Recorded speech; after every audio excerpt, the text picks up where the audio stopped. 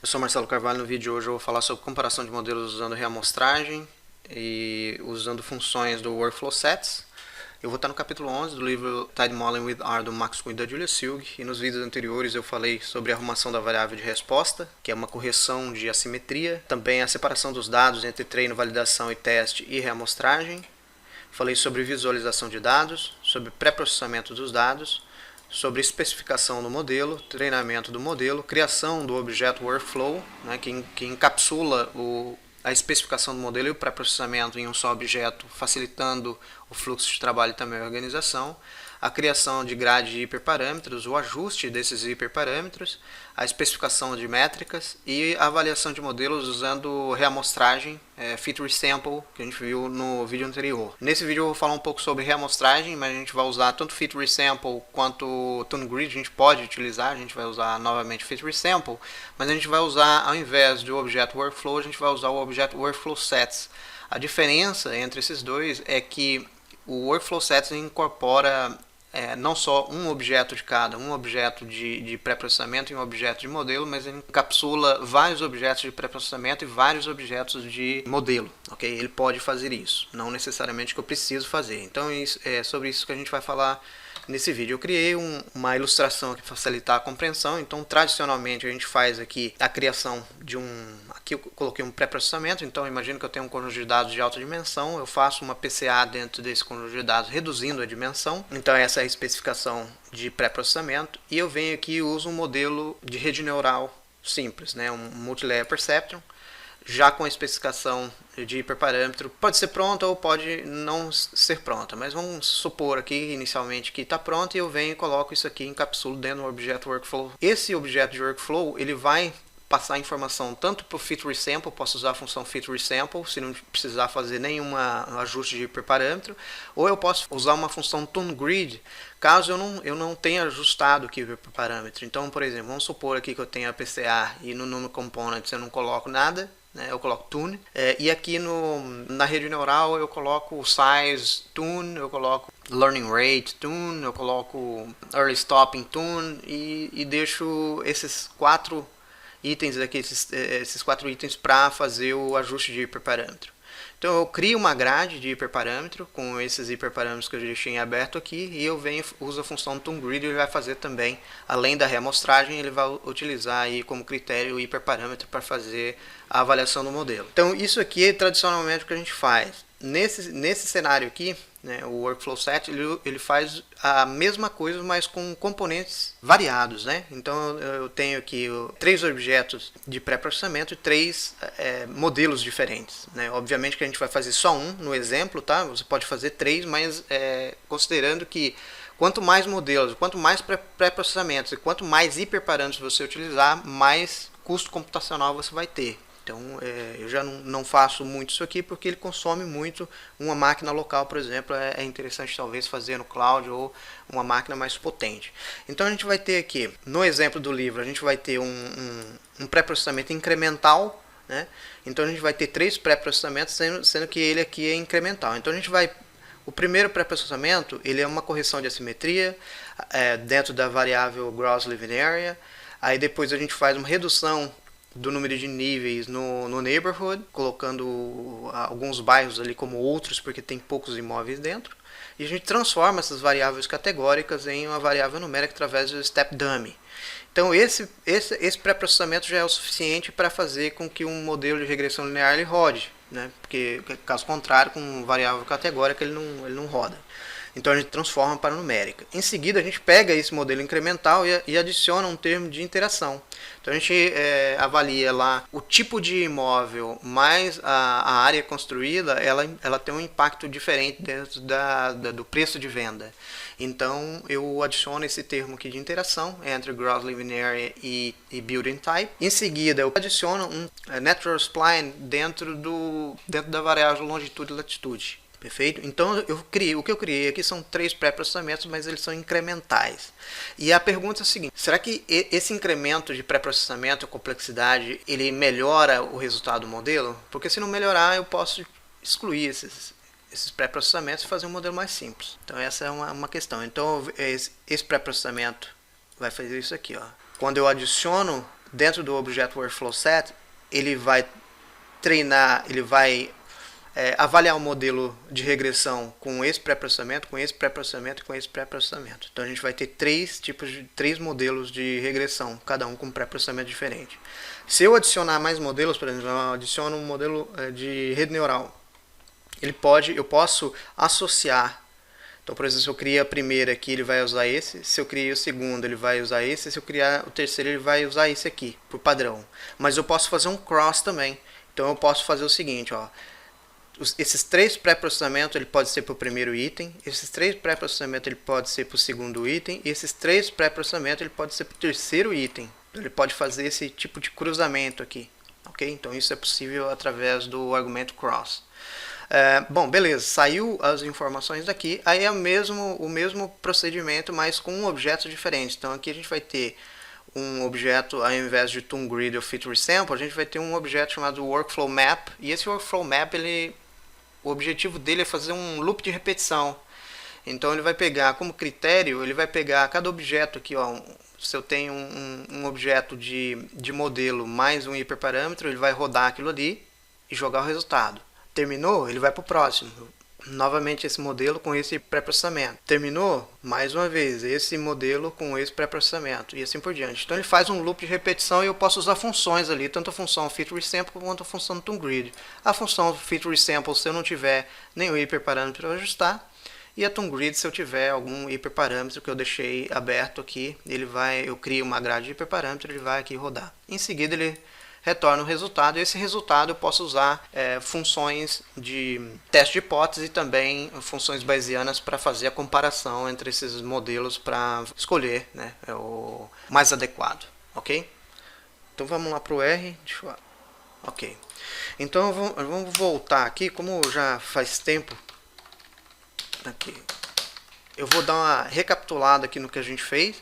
Então no capítulo 4 a gente já fez a arrumação da variável de resposta. Deixa eu até tirar isso aqui. Ou aumentar aqui, ó. Que a gente vai usar depois todo esse espaço. Aqui eu vou remover aims. Agora acho que não vai precisar. Então a gente vem aqui, faz o split de dados. Aqui a gente estabelece o que é treino e o que é teste. Cria a reamostragem. Então a reamostragem ela já vai estar aqui.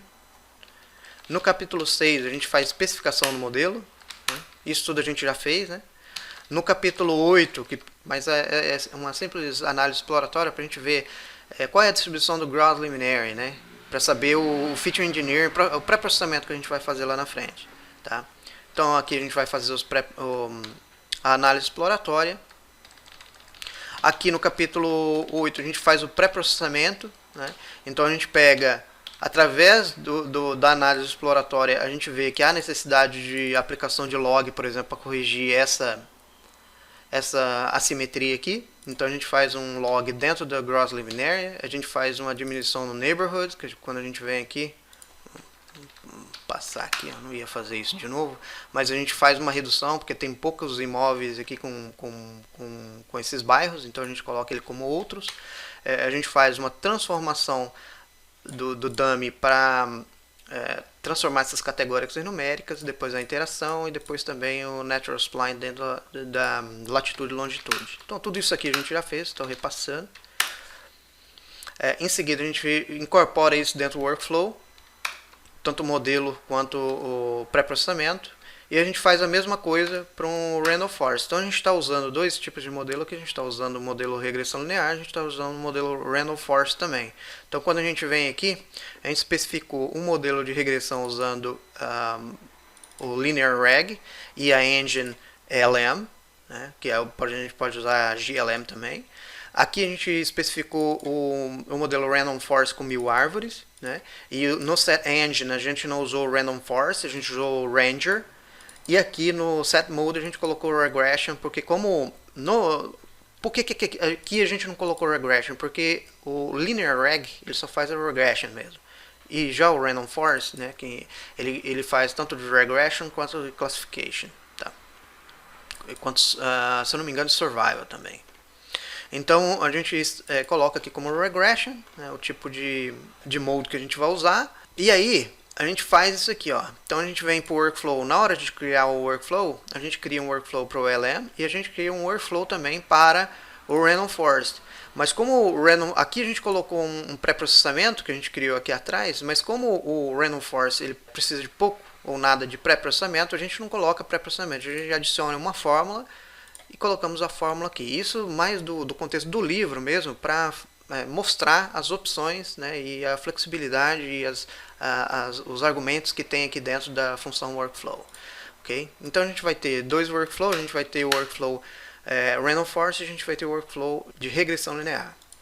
Bom, beleza. Em seguida a gente vem fit os modelos. Então a gente vem aqui no fit train aims, a gente rodou o modelo de regressão, a gente listou ele aqui, então eu consigo fazer uma avaliação preliminar. Eu consigo também vir aqui, ó, e fazer usar a função view aqui para mostrar. Então aqui eu coloco, já consigo ver building type townhouse aqui, que é bem, ela tem um impacto relevante, duplex também, etc. Então eu já consigo fazer uma avaliação ali de regressão linear. No caso do Random Forest já é mais complexo, né? Eu não consigo ter o mesmo a mesma visualização que eu tenho ali em um modelo de regressão. Então ele tem um pouco mais de complexidade para fazer a interpretação, né? Mas é interpretável. Eu consigo no Random Forest Explainer ter uma ideia também bem legal. Então aqui eu consigo fazer o check. Então eu estou fazendo aqui a comparação e na verdade eu estou checando aqui o resultado, né, o previsto versus realizado no modelo LM e no modelo Random Forest. Então eu vi aqui que o modelo LM ele deu um Root Mean Square Error, RMSE. A Root Mean Square Error, quanto menor melhor. Então eu tenho no modelo de regressão linear eu tenho 0,7 e no modelo de Random Forest eu tenho 0,3, que no livro ele cita lá como overfitting, né?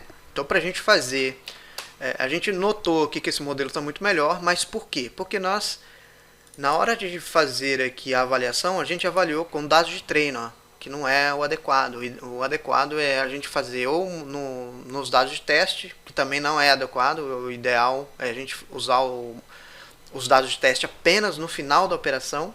Então a gente fica meio de mãos atadas aqui até a gente utilizar o fit resample, que a gente vai fazer lá embaixo. Então a gente avaliou os dois modelos aqui usando o conjunto de treino, que não é o jeito certo, e a gente viu que deu aqui um resultado muito positivo puxando por Random Forest, mas a gente percebe que isso é overfitting.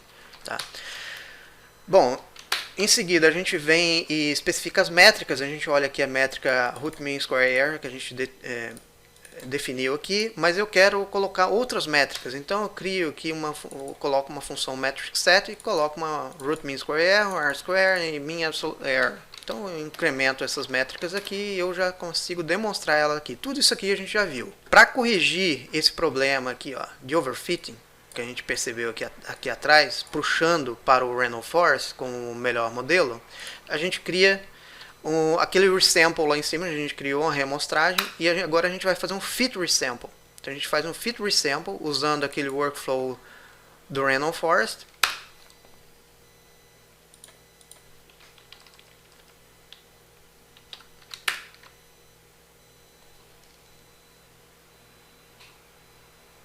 Então ele vai fazer uma avaliação utilizando...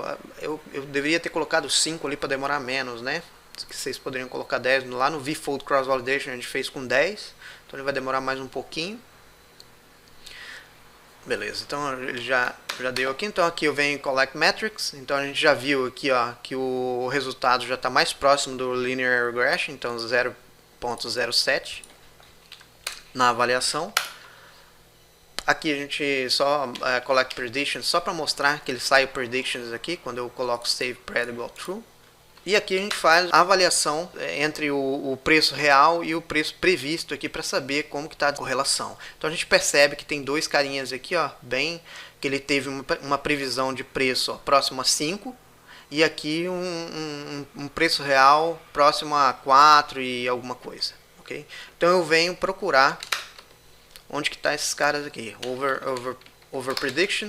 Então se eu pego isso aqui, eu já vou saber que o resíduo aqui, ó, é bem elevado, né? O sale price é 4,11 e 4,12, então é próximo a 4 ali. E eu venho procurar esse cara aqui, então eu vou achar ele aqui dentro, que é o neighborhood, é Old Town e Iowa DOT in Railroad, ou DOT é Department of Transportation. E aí eu vejo que o preço real é 4,11 e 4,12. E aqui ele fez uma previsão muito elevada, né? O que eu posso dizer é que dentro de um centro histórico, por exemplo, não sei se esse é o caso, né?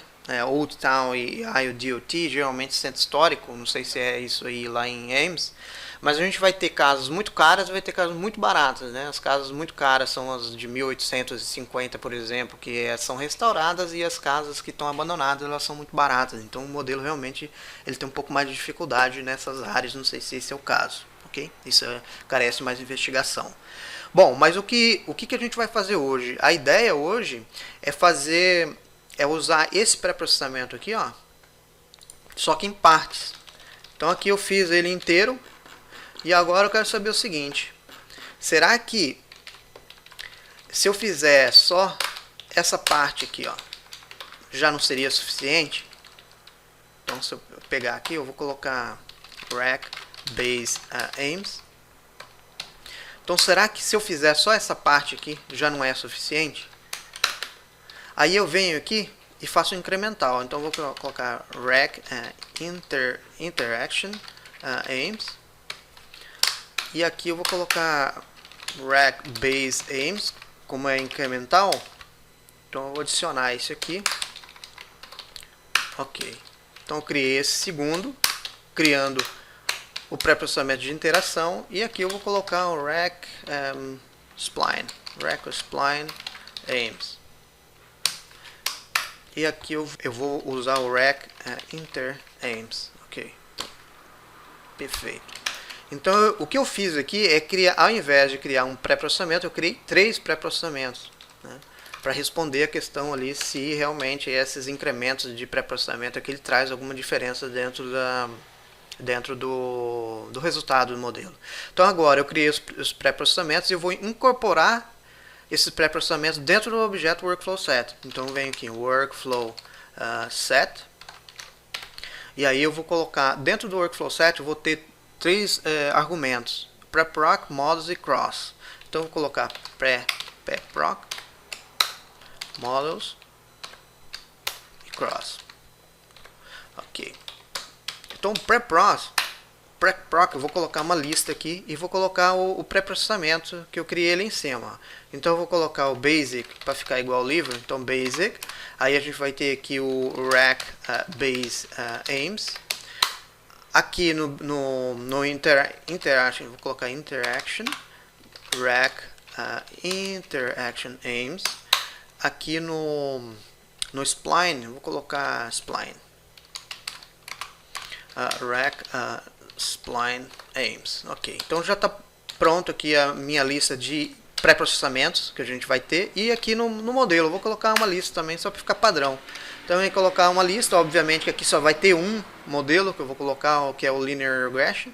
Então a gente vai colocar aqui o LM, e aqui eu vou colocar Model Spec LM Aims, ok? E aqui eu vou colocar Cross como False, porque eu não quero cruzar. Primeiro que eu só tenho um modelo, né? Mas se eu tivesse 2 também, isso aqui acho que é uma decisão discricionária. Se você colocar 2 tipos de modelo, vamos colocar o Random Forest, por exemplo, e eu coloco pré-processamento lá. Às vezes o Random Forest não precisa do pré-processamento, então eu vou ter um custo computacional, sabendo que não é necessário ter o pré-processamento para aquele tipo de modelo. Talvez isso é importante avaliar no planejamento, né? Então eu vou colocar aqui workflow set aims. Ok, então eu criei aqui o workflow set. Então se o workflow set aims, ele já vai sair os três modelos, ó. Como eu tenho um modelo só, mas eu tenho 3 processamentos, ele vai transformar isso aqui em 3 modelos diferentes, ok? Então eu venho agora avaliar esses modelos, né? Então eu vou usar a função workflow map, e dentro da workflow map ele vai ter alguns objetos, vai ter alguns argumentos. Então eu vou usar aqui o object O objeto vai ser o que? Vai ser o workflow set aims. A função que eu vou usar, como eu não preciso ajustar nenhum hiperparâmetro, eu vou usar a função fit resample. Aqui no verbose, aqui no resamples, eu vou colocar resamples, resample aims. Aqui no verbose eu vou colocar como true, porque eu quero mostrar os resultados ali. Seed, eu não lembro qual que é, acho que é 11.2, né, que está no livro. O que mais que eu vou colocar? Só vou colocar isso aqui, vai. Eu poderia colocar metric aqui, por exemplo, metric, aí colocar metric set e a métrica que eu quero escolher, mas eu não vou colocar nada aqui, ele já vai sair, geralmente ele já sai RMC e já sai o R-square também, ok? Então se eu fizer isso aqui, deixa eu colocar model eval workflow set aims, vou colocar esse nome comprido aqui. Então eu vou rodar e ele já vai tá avaliando aqui os modelos, ele já vai dar o tempo que ele demora aqui, ó. Então eu já solto uma resposta bem legal por causa do verbose que eu coloquei equal true ali. Aí eu venho em checar model eval, eu coloquei eva, colocar, ok, vai fazer de novo, mas para eu não perder o padrão. Workflow set aims, beleza. Então ele já vai trazer ali os 3 modelos, demorou um pouquinho porque como ele já está carregado aqui, então ele vai trazer esse resultado. Para eu checar os resultados agora, eu vou pegar results e vou colocar aqui resultados. Então eu vou pegar, eu posso usar o collect metrics e vou colocar model eval workflow set aims. Aqui eu consigo colocar um filter também, que ele vai estar mostrando no livro lá, então eu coloco metric.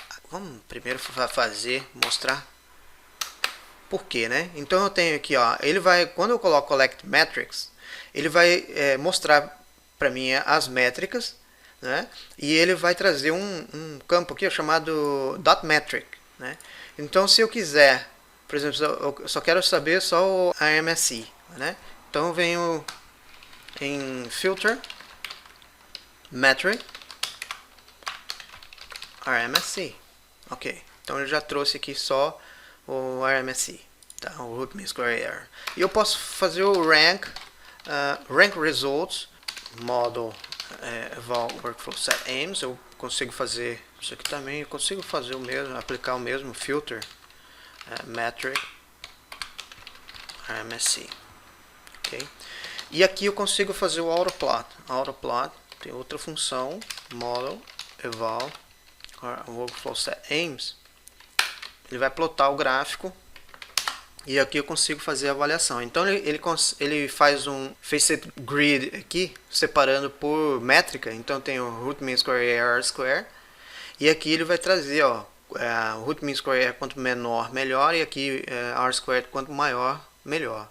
Então ele já mostra aqui que o natural spline ele já traz um ganho aqui também, e no r squared mesma coisa. Aqui, como a gente vai ter um modelo só e também um pré-processamento, um tipo de pré-processamento que é o RESP, né, que é o pré-processamento. Se a gente tiver uma fórmula, por exemplo, ele vai sair essa bolinha que ele vai ser um triângulo, por exemplo. E no linear reg aqui, se eu tiver outro modelo, ele vai ser outra cor, né? Então ele vai ajustando ali, ok? Então eu vou voltar aqui, vou fazer agora a comparação entre modelos diferentes. Então eu consigo fazer, vamos comparar aqui de forma fácil, mais fácil, né? Então eu vou, sei lá, compare root mean square error, tá? Então eu vou usar aqui o pacote library tidy posterior, ok. E aqui ele vai, eu vou pegar o perf mod e vou usar, aqui dentro do perf mod ele vai ter alguns argumentos também. Então eu vou usar o objeto, eu vou usar model eval workflow set aims. Deixa eu pegar aqui.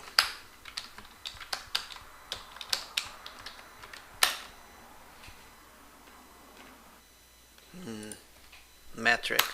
Então a metric eu vou usar root mean square, refresh 0. Ok. Então aqui eu estou fazendo uma comparação usando o root mean square. Então vou colocar compare RMSE.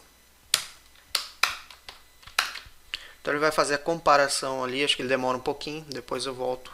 Bom, aqui ele já terminou, então eu vou fazer o autoplot. Aí eu vou colocar o compare RMSE. No type eu vou colocar rope, que é a técnica que ele explica no livro, né, que é a region of practical equivalence. E aqui eu vou colocar o size, que seria o a priori, né? Então eu vou colocar 0,8 aqui, vamos ver se vai. Ele não trouxe nada porque os três aqui são, a diferença é muito pequena realmente, né? Mas eu vou, vamos ver se eu faço. Eu tinha que fazer igual tá lá no livro, né? Então eu vou fazer o seguinte. Lá no livro ele incorporou o random forest junto, né? Então eu vou colocar aqui, ó, as workflow set, e eu vou colocar o model eval. Lembra que a gente tinha feito lá em cima? Deixa eu voltar aqui para ficar mais claro. A gente tinha feito isso aqui, ó. Então a gente tinha dado overfitting, né, no random forest. A gente criou aqui um fit resample, né, usando o random forest, né? Então a gente vai pegar o model eval random forest, que já está pronto, a gente já criou o fit resample, já avaliou ele aqui, então a gente só vai incorporar ele aqui dentro do workflow set, tá? Fazendo isso, se eu pegar isso aqui, ele já vai, opa, entendi, cara, pera aí, vou colocar o nome aí, ok, agora sim, beleza. Então eu não tinha colocado o nome, então agora o que eu tenho que fazer aqui? Eu tenho que fazer um bind rows, e eu vou colocar o nosso eval workflow set aims, beleza. Então quando eu fizer isso aqui, ele já vai incorporar aí o random forest dentro dos modelos que eu já tenho ali. Então eu vou colocar ficar igual dele lá, for workflow set aims, acho que vai estar um nome diferente. Ok, isso aqui que a gente precisa. Agora sim. Perfeito. Então, o que ele mostra aqui pra gente é que o modelo, vamos pegar esse modelo aqui, que é o de modelo de interação, de regressão de interação, ele tem 78%, digamos assim, de probabilidade dele ser tão eficiente quanto esse modelo aqui, esse aqui.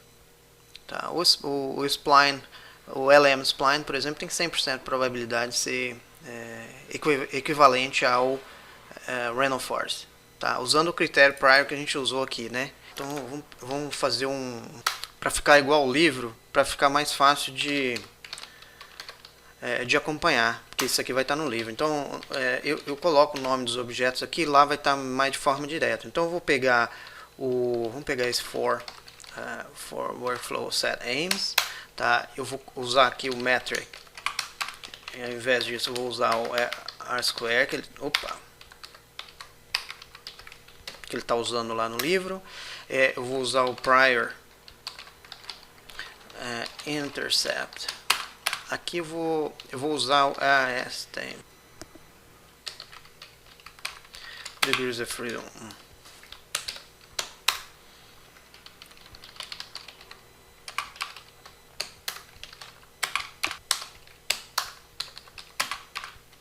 Ok, então se eu fizer isso aqui, ele já vai trazer o resultado, já vai mostrando o resultado ali pra gente.